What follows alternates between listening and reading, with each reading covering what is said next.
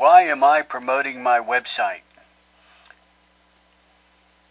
I'm not a follower of any particular politician or conservative commentator, author, blogger, but I do obtain information from dozens of sources, and I draw my own conclusions.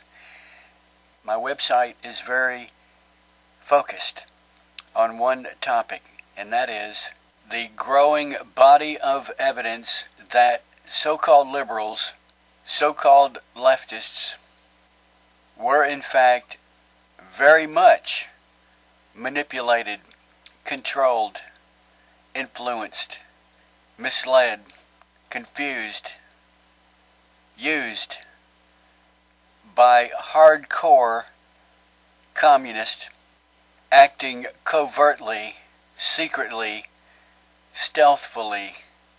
In other words, the hardcore Marxist, Leninist, Stalinist, Maoists actively manipulated American liberals and kidnapped their minds and employed them as pawns, as useful idiots in this ongoing war between the followers of communism and the followers of freedom, democracy, and capitalism. The evidence on my website comes from defectors from this evil system. The evidence on my website comes from people in the know, people very familiar with the tactics and methods used by the hardcore Marxists to plant disinformation, distortion, and to manipulate unwitting American liberals. On my website, I mention about 5 names of such defectors: Ion Pacipa, Vasily Matrokin, Yuri Bezmenov, and finally the scholarship of very credible historians and political science professor Harvey Klehr and John Earl Haynes, who have written numerous books on the subject of American communism. My website presents evidence of communist subversion, but presents no conclusion. The conclusion is up to you. One of my sources of information is the team of Harvey Klehr and John Earl Haynes. Here they're being interviewed on Front Page Magazine, an excellent source.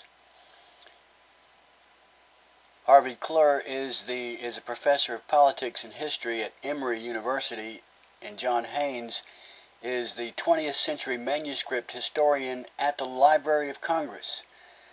Their new book, written with Alexander Vasiliev, entitled Spies, The Rise and Fall of the KGB in America, has received wide attention this summer. Along with positive reviews in magazines and newspapers ranging from the Wall Street Journal to the New Republic and the New Yorker, it has drawn angry denunciations from admirers of I.F. Stone, defenders of Alger Hiss, and left-wing bloggers unwilling to confront the legacy of American communist support for Soviet espionage. Harvey Klehr and John Haynes, welcome to Front Page Interview. Tell us a little bit about how the left is still denying the undeniable evidence you have revealed. Klehr says, there has been an outpouring of rage at the possibility that I.F. Stone could ever have worked for Soviet intelligence, despite abundant evidence in Vasiliev's notebooks that he did so. Evidence that gives context to earlier allegations made by General Oleg Kalugin.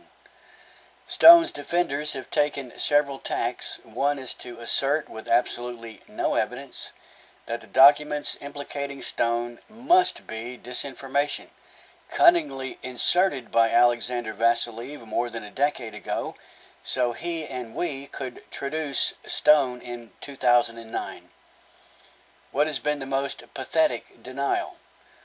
Possibly the silliest one, made by a left-wing blogger and picked up by Myra McPherson, one of Stone's biographers, has been the claim that a document reporting that relations with Stone had, quote, entered the channels of normal operational work, unquote, did not mean he was cooperating with the KGB, because when you Google that phrase, the only hits are from our article. Apparently, spy agencies are only supposed to use language approved by the left. Front Page says, and I'm sure another tactic of denial has simply been to ignore your findings. Klehr says, of course.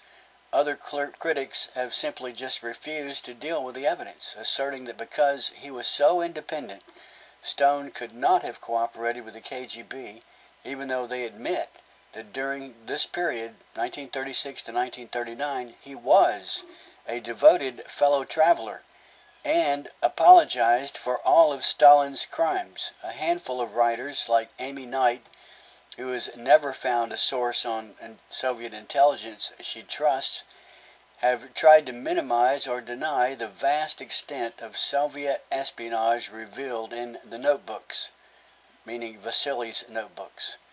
Predictably, The Nation magazine, a hard left magazine, Huffington Post, hard left crap, Eric Alterman, hard left crap, Glenn Greenwald, I don't know who that is, and others reflexively deny that the Soviet Union recruited hundreds of Americans to spy. How can you deny it? The evidence is overwhelming. A major part of the reason, I believe, is that acknowledging these facts would require them to rethink the entire mythology of the McCarthy era, and that is something they are not prepared to do.